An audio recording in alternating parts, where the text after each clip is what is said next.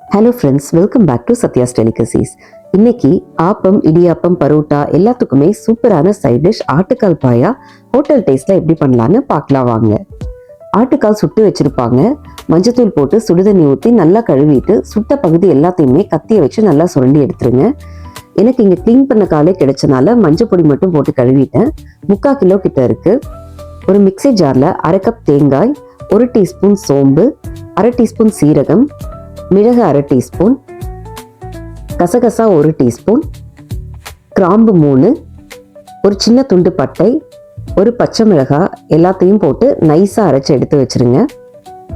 குக்கரில் 2 table spoon எண்ணெய் விட்டு ஒரு பிரிஞ்சி இலை, பட்டை 1 துண்டு, 2 கிராம்பு, 1 ஏலக்காய் போட்டு தாளித்து அதுலேயே கட் பண்ண 2 பெரிய வெங்காயம் போட்டு நல்லா வதக்கி விடுங்க. வெங்காயம் கண்ணாடி பதத்துக்கு வந்ததும் கருவேப்பிலை 2 தக்காளி போட்டு நல்லா வதக்குங்க.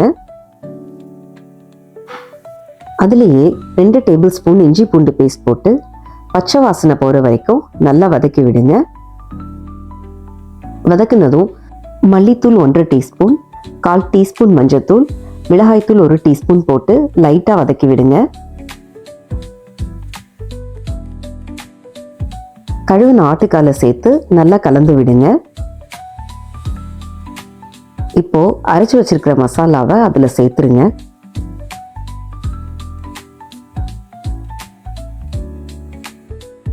ரெண்டு கப் தண்ணி ஊற்றி உப்பு போட்டு நல்லா கலந்து விடுங்க. குக்கரை மூடி வச்சு ஒரு 15 விசில் வர வரைக்கும் நல்லா வேக விடுங்க. வெந்திருக்கும். இப்போ குக்கரை திறந்து பார்த்துடலாம். ஆட்டுக்கால் எப்படி எண்ணெய் விட்டுருக்கு பாருங்க. கொஞ்சம் கொத்தமல்லி போட்டு இறக்கிடுங்க.